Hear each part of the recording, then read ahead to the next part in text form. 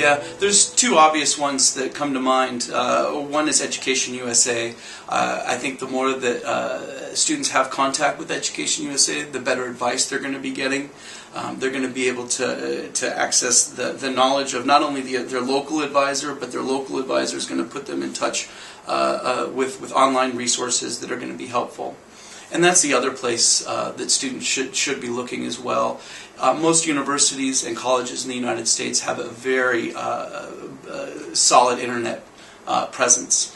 Not only on their own websites where you're going to find all the answers you're looking for, but most have social media websites where you can interact with people. You can interact often directly with current students. And I think that's really important to get a feel, once you narrow it down to the colleges you're considering, to get a feel for those institutions.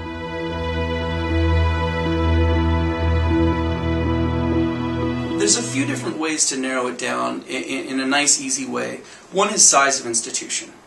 If you're interested in a bigger institution, that's one way to narrow it down, or if you're interested in a smaller institution. And you can kind of know what you want based on your past experience, what size your high school is, and how you wish maybe your high school was bigger, or you wished it was smaller, or whatever. And then there are the other way is the environment of the school. Are you looking for an urban environment? Are you looking for a more of a rural environment, a small town environment? One thing I like to talk about, and I often tell students, is I compare the University of Oregon, where I work, with the University of Washington. Many of our programs are similar rankings, and in many ways we're similar institutions. However, University of Washington's bigger, and in a major city, Seattle. It's a great city. I happen to love Seattle. The coffee there is excellent, among other things. But it's a different environment. And if a student thinks that they'd be more successful in an urban environment like Seattle, I would recommend them applying to the University of Washington. If they feel they'd be more successful in a small city environment like Eugene, Oregon, 158,000 people, I'd recommend looking at the University of Oregon. I think that's really important. Where are you going to be successful as a student?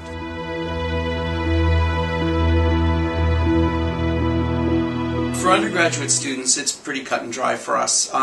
Because of the different educational systems, what we do is we take the student's academic record and turn it into an American GPA. And then based on that GPA, we admit or deny.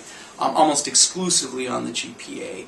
We do have a TOEFL requirement, and students that meet the TOEFL requirement are fully admitted. Students that don't can be conditionally admitted, but it's almost all based on that academic GPA. For students that might be slightly under our minimum requirements, at that point we might look at other things, but we do not have an essay requirement for international students, so it's pretty much based on their academic record.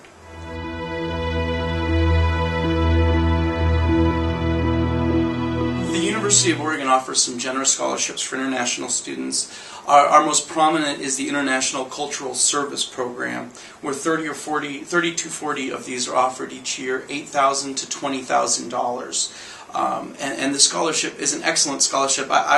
It's a little unique. I think it's an excellent opportunity for the students. Not only is it generous and can really help take a big chunk of that tuition out of the equation, but part of the requirement of the scholarship is that the student is required to share their culture with the community. Which is great for the town of Eugene and the University of Oregon to learn about Mongolian, Chinese, German, Zimbabwean culture. But it's also great for the student because often these presentations that they're doing could be in front of an elementary school, it could be in front of a Rotary Club, a Boy Scout or troop or a Girl Scout troop, which gives the international student an opportunity to see a slice of America that they might not be able to see otherwise. In addition to the ICSP scholarship, we have an international merit scholarship called the IDEA scholarship, and that scholarship is solely based on merit and academic record. The better the student's done academically, the better chance they'll receive money for this scholarship. It's $6,000 to $8,000 scholarship each year, renewable for all 4 years.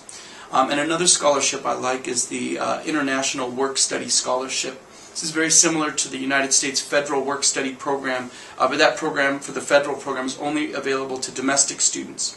We've created a scholarship that's exactly the same, which allows students, it really helps international students get jobs on campus.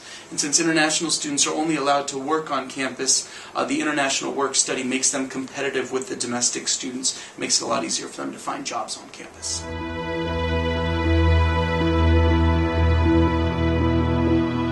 I think the best advice to prepare for the visa interview is to be honest and to try to be as comfortable as possible. I know that sounds easy, but it's not. It's a very stressful process. But all the person conducting the visa interview, they just want to make sure you are a legitimate student. And if you are, you have no concerns.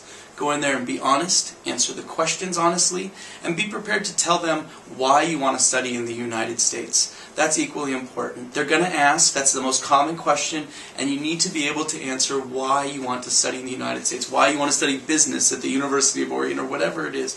Be prepared to answer that question, and be honest and upfront and as relaxed as possible.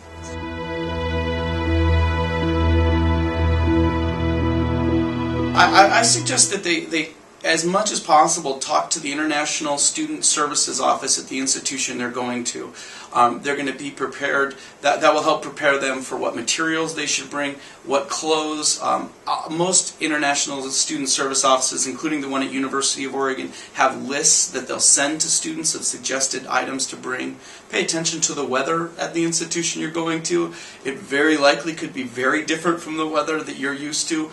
You may need additional clothes, or in some cases less clothes. I think in most places you're probably going to need warmer clothes. So yeah, that's important. Also, in today's world with social media, if you're the institution you're heading to, like the University of Oregon has Facebook pages and other online resources where you're going to be able to get in touch not only with current students, but with other students who are arriving at the same time as you are. Communicate with them as much as possible. You're going to be able to help each other. You're all in the same boat.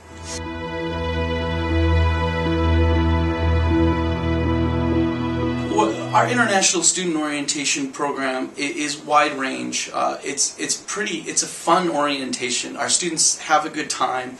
There are some testing involved, which of course is not always the student's favorite thing to do, but that's important as well. But besides that, they go to movies, they go to a football game. There's a lot of very interactive parts of the orientation. They also cover things like how to set up a bank account.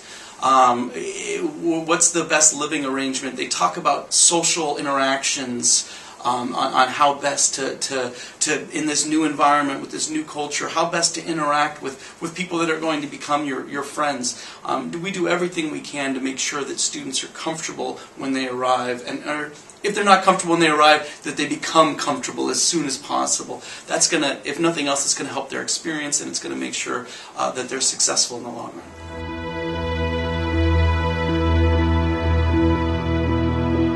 We have a total of over 250 organizations on campus, international groups, religious groups, political groups, sports, outdoor activities, tons of organizations. We also don't have very many barriers in front of students if they want to create their own organizations. We're very encouraging of students to create their own organizations.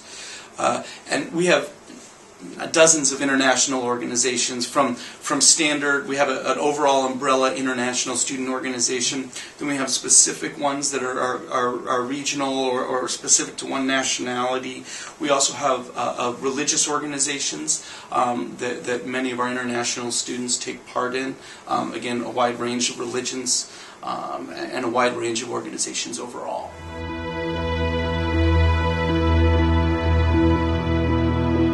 One thing I really like about the town of Eugene, Oregon, where the University of Oregon is located, is how accepting the town is. So even if you might be in a minority, you might be one of the only people of a certain religion, the University of Oregon and the town of Eugene are genuinely interested in what you have to offer, and they want to know more about you and your culture and your religion.